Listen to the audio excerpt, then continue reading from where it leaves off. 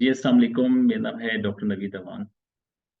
मैं as a homeopathic physician और clinical psychologist के तौर पे प्रैक्टिस करता हूँ। आज का जो टॉपिक है वो बहुत ही इम्पोर्टेंट टॉपिक है। टॉपिक का नाम है pregnancy and narrow development disorders. ये टॉपिक मैं इसलिए इम्पोर्टेंट कह रहा हूँ, प्रेगनेंसी के हवाले से भी अगर आप सोशल मीडिया पे देखें, यूट्यूब पे देखें या बाकी किसी और फेसबुक, स्वान, गूगल्स, बहुत बड़ा मटेरियल इसके ऊपर मौजूद है। नैरो डेवलपमेंट डिसऑर्डर्स में भी देखें तो वहाँ पे भी एक बहुत बड़ा मटेरियल मौजूद है। अब दोनों को आपस में लिंक किया गया है, प्रेगनेंसी को और नैरो डेवलपमेंट डिसऑर्डर्स को। मैं इसको इसलिए इम्पोर्टेंट इसलिए कह रहा हूँ कि आज तक ये चीज़ पता है कि जी आपने ड्यूरिंग द प्रेगनेंसी गायनेकोलॉजिस्ट को कंसल्ट करना है। वो वक्तन फवक्तन आपके टेस्ट करवाती है, आपको एडवाइस करती है कि आपने कौन सी फूड लेनी है, कौन कौन सी एहतियात इख्तियार करनी है। लेकिन उसकी बैक साइड पे, बैकग्राउंड में अगर आप देखें तो हमें वो एहतियात नहीं बताई जाती कि हमने अपनी लाइफ के अंदर क्या चेंज लाना है। हमने स्ट्रेस को अपने आप से अवॉइड करना है, किसी भी किस्म के एप्रीहेंशन या फियर से अपने आप को अवॉइड करना है, क्योंकि ये फियर या एप्रीहेंशन या ये स्ट्रेस हमारे आने वाले बच्चे के ऊपर असरअंदाज हो सकता है। तो आज इन्हीं चीज़ों को डिस्कस किया जाएगा। मेरा मकसद ये था इस वीडियो बनाने का कि ताकि लोगों को मैं इसके बारे में अवेयरनेस दूँ। बहुत सारी चीज़ें जो हम मिस कर देते हैं और बाद में फिर उसका रिजल्ट बच्चे में डिसऑर्डर की सूरत में सामने आता है। तो first of all we discuss about the narrow development disorders. Narrow development disorders, parents complain लेके आते हैं कि हमारा बच्चा प्रॉपर तौर पे रिस्पॉन्स नहीं करता, मीन के ये ऑटिज्म का शिकार है, ये कहीं भी किसी एक जगह पे टिक के नहीं बैठता sorry, mean ADHD, cerebral palsy जिसे हम आम सीपी चाइल्ड कहते हैं, जो कि टोटली डिपेंडेंट होता है और खुद ना तो अपने तौर पे खा पी सकता है ना कुछ कर सकता है, टोटली व्हील चेयर पे होगा या बेड पे होगा। इसी तरह कुछ पेरेंट्स की ये भी कंप्लेन आती है लर्निंग डिसेबिलिटीज, कि हमारा बच्चा इतनी उम्र हो गई है लेकिन अभी तक चीज़ों को पिक नहीं कर सकता, समझ नहीं सकता, चीज़ों को पढ़ नहीं सकता, याद नहीं कर सकता, या इंटेलेक्चुअल डिसेबिलिटीज हैं जिसे आम मेंटल रिटार्डेशन भी कहते हैं।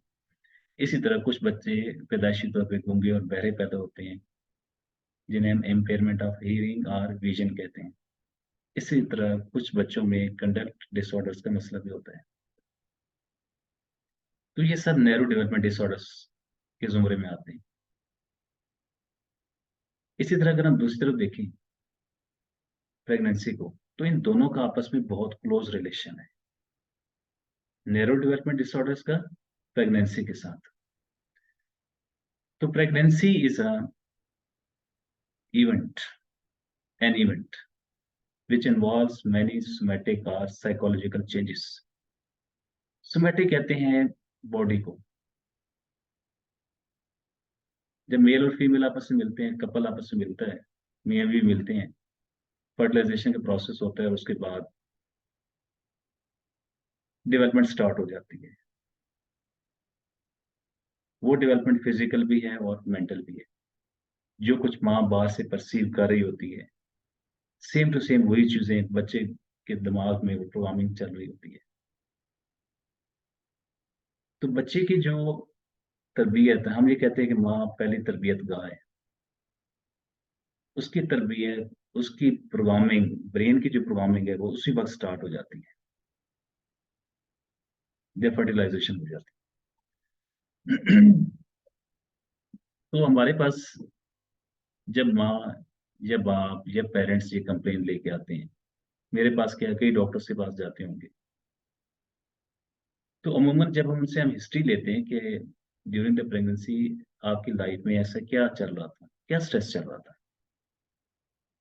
तो कुछ हमारे सामने ये कंप्लेंट्स आती हैं कि जो उस वक्त मेरी नई नई शादी हुई थी, मैं आउट ऑफ फैमिली थी, मुझे वहाँ पे एडजस्ट होने में प्रॉब्लम हो रहा था, तो मेरी बस यही कश्मकश चलती रहती थी कि मैं यहाँ पे स्टेबल होंगी कि नहीं होंगी, मैं एडजस्ट कर पाऊंगी कि नहीं होंगी। या वहां पे झगड़े हो रहे होते थे, तो झगड़ों में इसमें बहुत परेशान होती थी, ये मेरे ऊपर एकदम जिम्मेदारी पड़ गई और मैं सोचती थी मैं कैसे जिम्मेदारी निभाऊंगी। जब प्रेगनेंसी के दौरान मेरे भाई की डेथ हो गई, मेरी मदर की डेथ हो गई, बहन की डेथ हो गई, उसका मैंने बहुत गहरा सदमा लिया। हमारे पास एक सीपी चाइल्ड केस आया था, तो जब उसकी हिस्ट्री ली गई तो उसने उस बच्चे की माँ ने बताया कि ड्यूरिंग द प्रेगनेंसी मेरी मदर की डेथ हो गई थी और मैं गहरे शॉक में चली गई थी। तो टोटल मैंने जहाँ से उसका केस लिया था और माशाल्लाह वो बच्चा 50% से ऊपर कवर हो गया था, अभी भी स्टिल हमारे साथ अंडर ट्रीटमेंट चल रहा है। सो लाइफ, प्रेगनेंसी की जो लाइफ है उस दौरान आपके साथ जो भी इवेंट्स होते हैं वो इवेंट्स आपके आने वाले बच्चे को बहुत ही मुतासर करते हैं। तो अगर कहीं पे प्री नेटल मेटरनल स्ट्रेस है, जहाँ पे मैं थोड़ा सा और भी वजाहत कर दूं कि प्रेगनेंसी की, सिर्फ हम प्रेगनेंसी को अगर हम ये कहें कि इसकी प्री नेटल स्टेज है, नो। प्री नेटल वो स्टेज जब बच्चा माँ के पेट के अंदर होता है, और दूसरी स्टेज होती है जब बच्चा माँ के पेट से बाहर आता है। तो दोनों जगह की डेवलपमेंट, फिजिकल भी एंड मेंटल भी, बहुत इंपॉर्टेंट होती है। तो पहले हम इसी को डिस्कस करते हैं, प्री नेटल को, कि अगर कहीं पे प्री नेटल मेटरनल स्ट्रेस है। अब स्ट्रेस किसी भी चीज का हो सकता है, चाहे वो जिम्मेदारियों का हो, चाहे किसी जगह नए माहौल में एडजस्ट होने का हो। कुछ स्ट्रेस मैं और आप सब ले रहे होते हैं, लेकिन हम में से कुछ लोग होता है कि उसको एक दिन, 2 दिन, 3 दिन, 4 दिन लिया, उसके बाद उसको अवॉइड कर देते हैं, खत्म कर देते हैं। कुछ लोग उसको ज़हन पे सवार कर लेते हैं। अब जो ज़हन पे सवार कर लेते हैं तो वो उनके बॉडी के अंदर डिसऑर्डर की फॉर्म में सामने आता है। तो अगर मेटरनल स्ट्रेस, प्रीनेटल, माँ के बच्चे की पैदाइश के दौरान, या जब बच्चा माँ के पेट के अंदर होता है उस दौरान अगर माँ ने ज्यादा स्ट्रेस लिया है और ले रही है, तो उसका रिजल्ट नैरो डेवलपमेंट डिसऑर्डर्स की फॉर्म में सामने आता है। स्ट्रेस से मुराद फियर भी हो सकते हैं, एंग्जाइटी भी है, डिप्रेशन भी है, रिस्पॉन्सिबिलिटी के हवाले से भी हो सकता है, मीन कि स्ट्रेस किसी भी हवाले से हो सकता है। अच्छा, अब होता क्या है कि ये स्ट्रेस आपकी बॉडी के अंदर क्या चेंज लेके आता है। तो हमारी बॉडी के अंदर दो गुर्दे हैं, उन गुर्दों के ऊपर एड्रेनल ग्लैंड्स पाए जाते हैं। उनका काम ये होता है कार्टिसोल सेक्रेट करना। कार्टिसोल एक स्ट्रेस हार्मोन है, इसे स्टीराइड हार्मोन भी कहते हैं। अब जब कार्टिसोल जरूरत से ज्यादा प्रोड्यूस होना शुरू हो जाता है, क्योंकि स्ट्रेस लेवल ज्यादा है, तो कार्टिसोल भी ज्यादा प्रोड्यूस होगा। अब जब स्ट्रेस लेवल बढ़ता जाएगा तो ये आपकी बॉडी के अंदर अबनॉर्मलिटीज लेके आएगा, जैसे बीपी हाई हो गया, शुगर लेवल हाई हो जाना, जैसे हाइपरग्लाइसीमिया कहते हैं, वेट ज्यादा ज्यादा हो जाना। इसके अलावा इसके और बहुत सारे नेगेटिव इम्पैक्ट्स होते हैं, मसलन चिड़चिड़ापन, डिप्रेशन, सैडनेस, परेशानी, भूख न लगना। और उसके बाद मेल के ऊपर जो स्ट्रेस का असर होता है, उसकी लिबिडो कम हो जाती है, इरेक्टाइल डिसफंक्शन का शिकार हो जाता है। और फीमेल में देखें तो उनकी पीरियड साइकिल डिस्टर्ब हो जाती है, या एक प्रॉपर तौर पे रिलीज नहीं होती, या एक प्रॉपर तौर पे बनती नहीं। तो इतना बड़ा स्ट्रेस का किरदार होता है आपकी लाइफ में। यही स्ट्रेस हाई होने से कार्टिसोल ज्यादा प्रोड्यूस होंगे, और वो आपके बच्चे के अंदर नैरो डेवलपमेंट डिसऑर्डर्स लेके आते हैं। इसलिए जब भी प्रेगनेंसी आप प्लान करते हैं तो हमेशा इन बातों का ख्याल रखें कि जब आप गायनेकोलॉजिस्ट को चेक करवा रहे होते हैं तो साथ किसी साइकोलॉजिस्ट को भी विजिट करें। साइकोलॉजिस्ट को विजिट करने का मतलब ये नहीं है कि खुदा न खास्ता आपको कोई ज़हनी मसला है, आप कोई बीमार हैं, नो। बल्कि साइकोलॉजिस्ट आपको प्रॉपर तौर पे ये गाइड करेगा कि प्रेगनेंसी के दौरान आपने किन बातों का ख्याल रखना है, स्ट्रेस को अवॉइड करना है, आप किस तरह अपने बच्चे के अंदर पॉजिटिव चेंज लेके आ सकते हैं, उसको मुख्तलिफ डिसऑर्डर से बचा सकते हैं। तो उस लिहाज से पेरेंट्स की ये बहुत बड़ी जिम्मेदारी होती है। जो रिलेशन होता है, पेरेंटल रिलेशन होता है, फादर सॉरी हस्बैंड और वाइफ का, वो फ्रेंडली होना चाहिए, पॉजिटिव रिलेशन होना चाहिए, स्ट्रेस से अवॉइड करना चाहिए। जब प्रेगनेंसी प्लान कर रहे होते हैं तो उनको सारी चीज़ों का इन चीज़ों को सामने रखना चाहिए। और ड्यूरिंग द प्रेगनेंसी वो कोई ना कोई आपस में डिस्कस करते रहें। ऐसी चीज़ें डिस्कस करें जो उनके आने वाले बच्चे पे पॉजिटिव असरात लेके आए। मसलन माँ है, तो माँ बजाय ये कि कोई खतरनाक मूवीज़ देखे, अगर वो इस्लामिक पॉइंट ऑफ व्यू से आते हैं, कुरान पाक की तरफ आते हैं, उसको पढ़ती रहती है, तिलावत करती रहती है, तो आने वाले बच्चे पे उसके बड़े अच्छे असरात मुरतब होते हैं। अगर वो हॉरर मूवी देखेगी तो उसके अंदर ज़हन के अंदर एक खौफ सा बैठ जाएगा और ये उसके आने वाले बच्चे को मुतासिर कर सकता है। लेकिन अगर कोई पॉजिटिव चीज़ें देखेगी या हस्बैंड वाइफ कोई पॉजिटिव चीज़ें आपस में डिस्कस करते हैं, अच्छी चीज़ें डिस्कस करते हैं, इन्फॉर्मेटिव, जैसे कुछ मुल्कों को मैंने देखा है या सुना है कि वहाँ पे जब ये प्रेगनेंसी प्लान की जाती है तो वो लोग आपस में मैथ की बातें करते रहते हैं, मियाँ बीवी। क्योंकि वो सोचते हैं कि जो आने वाला बच्चा होगा, वो बिज़नेस माइंडेड होगा, वो शार्प होगा, क्विक होगा। तो इसी तरह आप प्रेगनेंसी के दौरान अपने आने वाले बच्चे की लाइफ को इम्पोर्टेंट बना सकते हैं। आपकी ये ख्वाहिश होनी चाहिए कि हमारा आने वाला बच्चा सेहतमंद हो, ना कि आपकी ये ख्वाहिश हो कि जी हमें बेटा पैदा हो या बेटी पैदा हो, बल्कि उससे बड़ी ख्वाहिश आपकी ये होनी चाहिए कि हमारे आने वाला बच्चा सेहतमंद हो, और सेहतमंद उसको आप बना सकते हैं। ये थोड़ा-सा टाइम होता है जिसमें आपने केयरफुल होना पड़ता है। बजाय ये है कि आप उस बच्चे के साथ पूरी उम्र अ, परेशानी बर्दाश्त करते रहें। तो अगर ये ज़िंदगी के कुछ जो इनिशियल स्टेज होती है, इसमें अगर आप केयरफुल होते हैं स्ट्रेस के हवाले से, अपने एनवायरनमेंट के हवाले से, तो बहुत सारी चीज़ों से आप बच्चे को जो है ना वो हेल्दी लाइफ की तरफ लेके जा सकते हैं। तो स्ट्रेस इतना इम्पोर्टेंट होता है कि अगर सपोज़ एक बच्चे के अंदर नैरो डेवलपमेंट डिसऑर्डर्स ना आएँ, तब भी उसकी लाइफ के ऊपर उसके बड़े गहरे असरात होते हैं। कुछ पेरेंट्स को आपने देखा होगा कि वो बड़े शाई से होते हैं, टिमिड होते हैं, रिज़र्व होते हैं, किसी से बात इतनी नहीं करते। उनके बच्चों में भी सेम यही चीज़ पाई जाती है। या कुछ पेरेंट्स को आप देखते हैं कि वो बड़े इनसिक्योर फ़ील करते हैं, सफाई के मामले में, हाथ धोने के मामले में। उनके बच्चों के अंदर भी यही चीज़ पाई जाती है।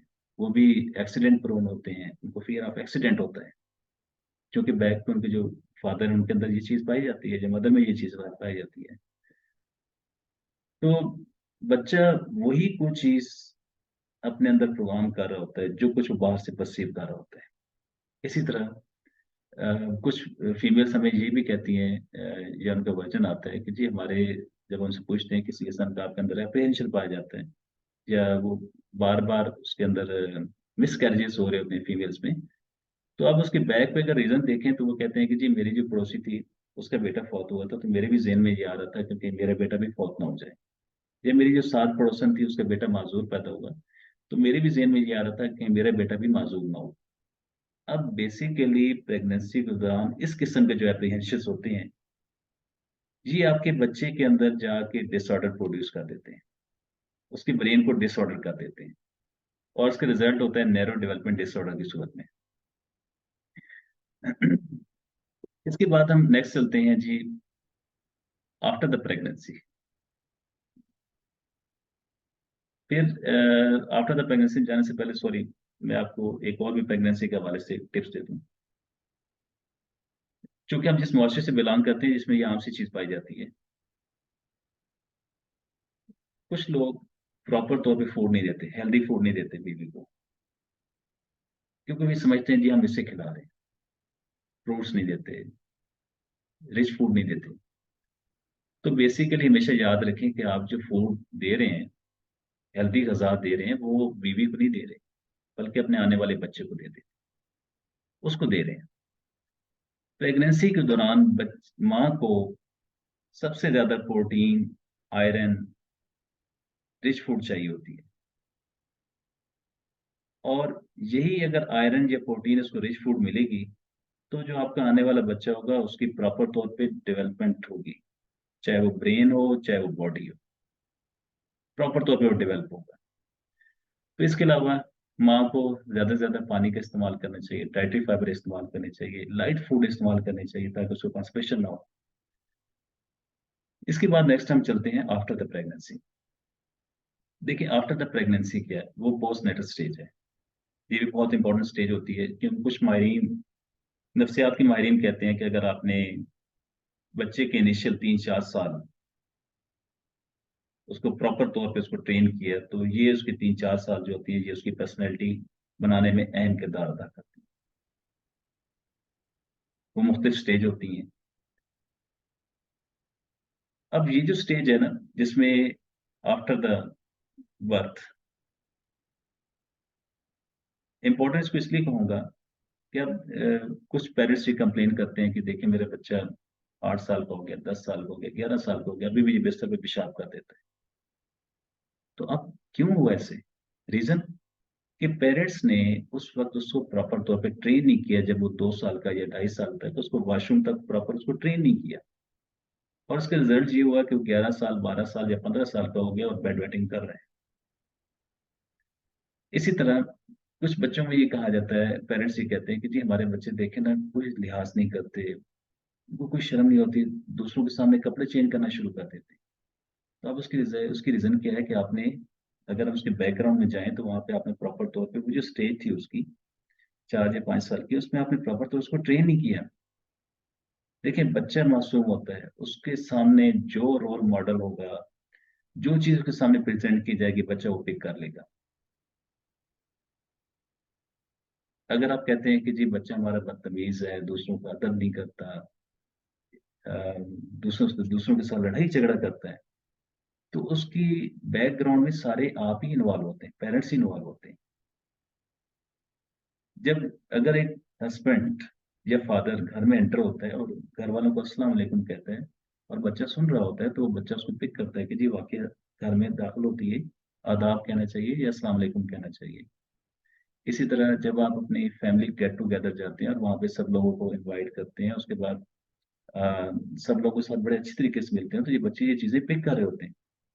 और आप जाके अगर मुँह फुला के साइड पे बैठ जाएँ, तो बच्चे भी ये कहेंगे जी अच्छा जी नहीं करना। इसी तरह अगर आप अपने फादर, मदर या बहन-भाइयों का एहतराम करेंगे, तो बच्चे इन्हीं चीज़ों को देख रहे होते हैं, इन्हीं चीज़ों को पिक कर रहे होते हैं। उसके सामने भी यही चीज़ आएगी। अगर मियाँ-बीवी दोनों आपस में हर वक़्त लड़ाई-झगड़ा करते रहते हैं, तो उनकी लड़ाई-झगड़े के असरात उनके बच्चों में आते हैं। उनके बच्चे रूड हो जाते हैं, उनके अंदर क्लैशेस आना शुरू हो जाते हैं। तो वालिदैन की बहुत बड़ी ज़िम्मेदारी है, अपने बच्चों की तरबियत का में। आपने बच्चे को कह दिया जी, कोई बाहर से आपका दोस्त आया और बच्चे को आपने कहा कि जाओ उनसे कहें कि जी वो सोए हुई हैं, सॉरी घर पे नहीं है। अब आप तो खुद बच्चे को कह रहे हैं जी उनसे कहेंगे नहीं है। तो बच्चे ने जहाँ से झूठ पिक कर लिया, उसे पता है कि जी झूठ ऐसे झूठ बोला जाता है, ये बहाने किए जाते हैं। तो बेसिकली वालिदैन का एक बहुत बड़ा रोल होता है बच्चे की तरबियत के लिए, उसकी पर्सनैलिटी डेवलपमेंट में, उसकी फिज़िकल और मेंटल डेवलपमेंट में। बच्चा वही चीज़ पिक करेगा जो अपने सामने देखेगा। इसी तरह हम कुछ जगह पे ये कुछ पेरेंट्स की मैंने कंप्लेन, अमूमन अपने बच्चों के बारे में कंप्लेन करते हैं कि हमारा बच्चा चिड़चिड़ा हो गया है। ये दूसरे बहन-भाइयों से चीज़ें खींच लेता है, उनको चीज़ें नहीं देता, उनके साथ लड़ाई करता है, या टीचर्स का अदब नहीं करता है, या माँ-बाप का अदब नहीं करता है, या बच्चों के बड़ों के साथ बदतमीज़ी से पेश आता है। तो अगर हम उसके बैकग्राउंड में जाएँ, उसकी रीज़न में देखें, पस मंज़र देखें, तो हमें वहाँ पे ये चीज़ें मिलेंगी कि हो सकता है पेरेंट्स उनके सामने बड़ों का अदब ना कर रहे हैं, या मियाँ-बीवी की आपस में लड़ाई चल रही हो, या उनके दरमियान कहीं पे भी बच्चे जब तवज्जो का शिकार नहीं होते, तो उनका बिहेवियर इस रूडनेस की फॉर्म में, डिसरिस्पेक्ट की फॉर्म में सामने आता है, इंसोलेंट होते हैं, डिसोबीडियंस हो जाते हैं। इसी तरह अपने बच्चों को शुरू के जो स्टेज होते हैं उसमें अपने आप को क्लोज़ करें अपने, उनको फ्रेंडशिप दें। जब आप उनको अपने फ्रेंडशिप देंगे, उनके साथ अपने साथ दोस्ती का दोस्त बनाएँगे, उनको बीइंग अ फ्रेंड आप डील करें। जब आप उनको बीइंग अ फ्रेंड डील करेंगे, तो काफ़ी सारे उनके अंदर जो ख़ामियाँ होंगी या उनकी कमी होंगी, वो दूर हो जाएँगी। आपके बच्चा आपका राइट ट्रैक पे जाना शुरू हो जाएगा। तो ये इस हवाले से आज की जो वीडियो थी, मैंने ये वीडियो इसलिए डिज़ाइन की थी कि ताकि अ, वो प्रेगनेंसी के हवाले से भी और न्यूरो डेवलपमेंट इस हवाले से तो मटेरियल मौजूद है, लेकिन इस हवाले से मटेरियल मौजूद नहीं है जिसमें लोगों को ये अवेयर किया जाए कि ड्यूरिंग द प्रेगनेंसी और आफ्टर द प्रेगनेंसी किन-किन बातों का उनको ख्याल रखना चाहिए और ये जो बातें हैं, स्टेप्स हैं, ये आपके जो आने वाला बच्चा है, उसकी लाइफ में एक बहुत अहम किरदार अदा करता है। उम्मीद है आपको वीडियो पसंद आई होगी। किसी किस्म का क्वेरी है, क्वेश्चन है तो आप पूछ सकते हैं। अपना ख्याल रखिएगा। अल्लाह हाफ़िज़।